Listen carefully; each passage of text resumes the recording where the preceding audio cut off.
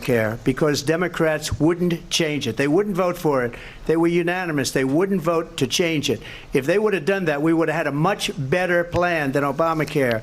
But the Democrats came up. They wouldn't vote for it. I had a choice to make when I was president. Do I save it and make it as good as it can be, never going to be great, or do I let it rot? And I felt I had an obligation, even though politically it would have been good to just let it rot and let it go away. I decided, and I told my people, the top people, and they're very good people. I have a lot of good people in that administration. We read about the bad ones. We had some real bad ones, too, and so do they. They have really bad ones. The difference is they don't get rid of them. But let me just explain. I had a choice to make. Do I save it and make it as good as it can be, or do I let it rot? And I saved it. I did the right thing. But it's still never going to be great, and it's too expensive for people. And what we will do is we're looking at different plans. If we can come up with a plan that's going to cost our people, our population, less money and be better health care than Obamacare, then I would absolutely do it. But until then, I'd run it as good as it can be run. So just a yes or no, you still do not have a plan? I have concepts of a plan. I'm not president right now. But if we come up with something, I would only change it if we come up with something that's better and less expensive. And there are concepts and options we have to do that. And you'll be hearing about it in the not too distant future. Vice President Harris, in 2017, you supported Bernie Sanders' proposal to do away with private insurance and create a government-run health care system. 2 years later, you proposed a plan that included a private insurance option. What is your plan today? Well, first of all, I absolutely support, and over the last 4 years as vice president, private health care options. But what we need to do is maintain and grow the Affordable Care Act. But I'll get to that, Lindsay. I just need to respond to a previous point that the former president has made. I've made very clear my position on fracking. And then this business about taking everyone's guns away. Tim Walz and I are both gun owners. We're not taking anybody's guns away. So stop with the continuous lying about this bullshit. Stuff. There's audio of you saying it. To the Affordable Care Act, understand, just look at the history to know where people stand. When Donald Trump was president, 60 times he tried to get rid of the Affordable Care Act. 60 times. I was a senator at the time when I will never forget the early morning hours when it was up for a vote in the United States Senate. And the late, great John McCain, who you have disparaged as being, you don't like him, you said, at the time because he got caught. He was an American hero. The late, great John McCain, I will never forget that night, walked onto the Senate floor and said, no, you don't. No, you don't. No, you don't get rid of the Affordable Care Act. You have no plan. And what the Affordable Care Act has done is eliminate the ability of insurance companies to deny people with pre-existing conditions. I don't have to tell the people watching tonight, you remember what that was like? Remember when an insurance company could deny if a child had asthma, if someone was a breast cancer survivor, if a grandparent had diabetes? And thankfully, as I've been vice president, and we over the last 4 years have strengthened the Affordable Care Act, we have allowed for the first time Medicare to negotiate drug prices on behalf of you, the American people. Donald Trump said he was going to allow Medicare to negotiate drug prices. He never did. We did. And now we have capped the cost of insulin at $35 a month. Since I've been vice president, we have capped the cost of prescription medication for seniors at $2,000 a year. And when I am president, we will do that for all people, understanding that the value I bring to this is that access to health care should be a right and not just a privilege of those who can afford it. And the plan has to be to strengthen the Affordable Care Act, not get rid of it.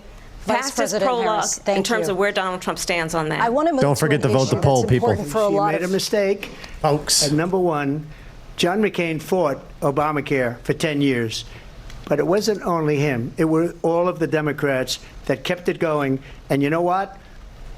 We can do much better than Obamacare, much less money. But she won't improve private insurance for people, private medical insurance.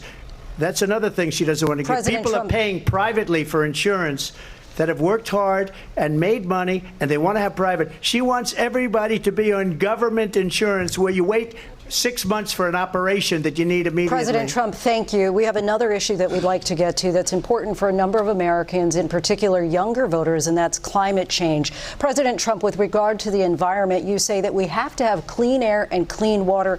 Vice President Harris, you call climate change an existential threat. The question to you both tonight is, what would you do to fight climate change? And Vice President Harris, we'll start with you. 1 minute for you each. Well, the former president had said that climate change is a hoax. And what we know is that it is very real. You ask anyone who lives in a state who has experienced these extreme weather occurrences, who now is either being denied home insurance or it's being jacked up.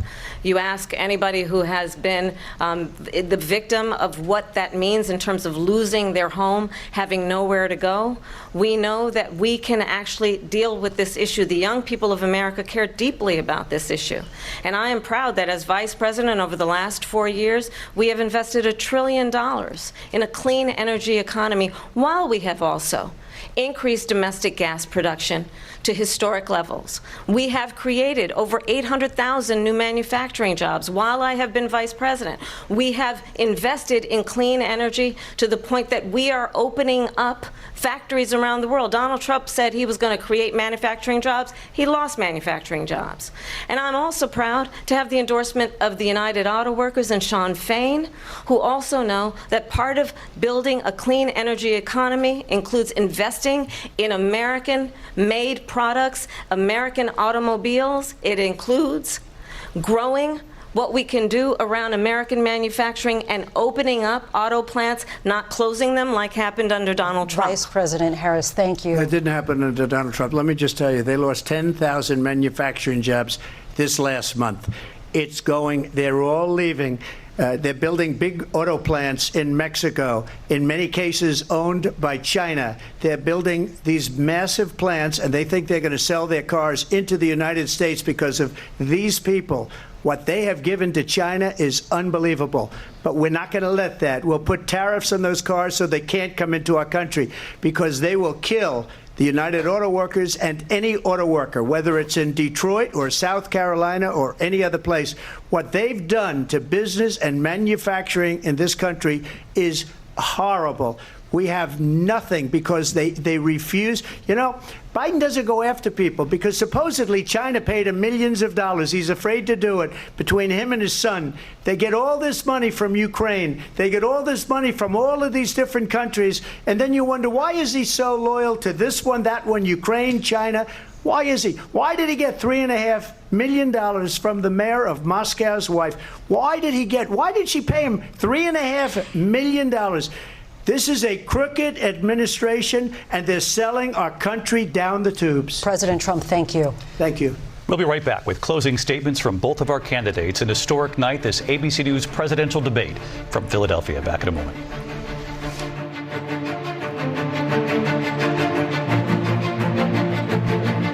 The ABC News presidential debate will continue after this.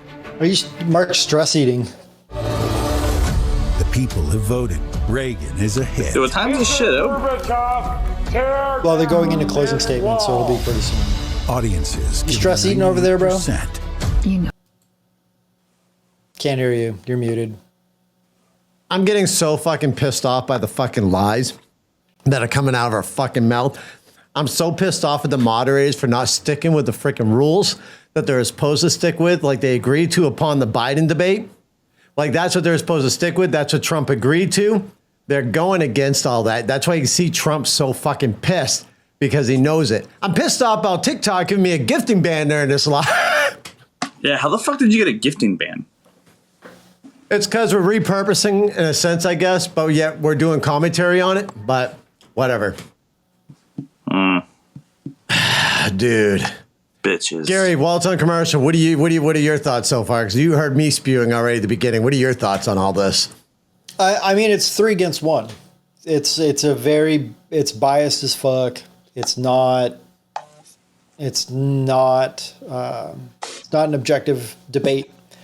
I think Trump is making a lot of really good points. I think Kamala is stumbling over a lot of what her points are that she's trying to make. I don't know. I'll be curious to see the reports tomorrow on how the news media outlets frame this debate. It'll be interesting. So speaking of that, we currently got a poll right now. Who will you be voting for in 2024? There's 11 minutes left on the poll. With currently 421 votes in, there's 374 votes for Trump. That's still climbing as we speak, with only 20 for Kamala, 11 for me, and 18 for aliens. You know, if I wasn't voting for Trump, I'd definitely be voting for aliens. I mean, it just goes back to the fact that if we're living in the Matrix, the aliens are playing one hell of a fucking game with us right now. I can tell you that. Dude, I don't know. Like, I'm just so pissed off. And the whole firearm thing, there is literally sound bites about Kamala saying that she will ban them. So, like, that pissed me off. I'm a gun owner. And Tim Waltz, I'm sorry, folks, there's no such thing. I hate to break it to you. No such thing as assault rifles. There ain't. AR stands for armor light. So there's no such thing as assault rifle. Just saying, it's just a big old rifle that looks black and scary to y'all. So to y'all that are scared of an AR, well, then you're just racist. Oh, yeah? Well, I've got some really gnarly assault chopsticks here. Oh, dude, those chopsticks are brutal. Got to be careful, man. Yeah, you got to be Anything can an extremely assault careful with weapon. those. Yeah. Mark, you want to know my thoughts on this debate? What's that? Go for it. Kamala is a crazy bitch.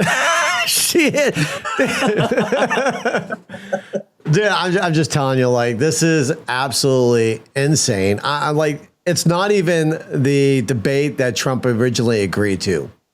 And that's what's pissing me off, right? Because this is not going as smooth as the Biden debate. And that's because the moderators are breaking every freaking rule that was lined up for this debate. They're going against it. I say this. Why don't you take one Fox commentator and then somebody else from one of the other news outlets, put them together to do a co-host with two of them. So this way here, you're not biased. You got two of them going against each other and they ask each candidate their questions. So this way here, you have more of a fair line with a debate, but they'll never do that, right? They just won't, because they want us to be fucking divided. And that's about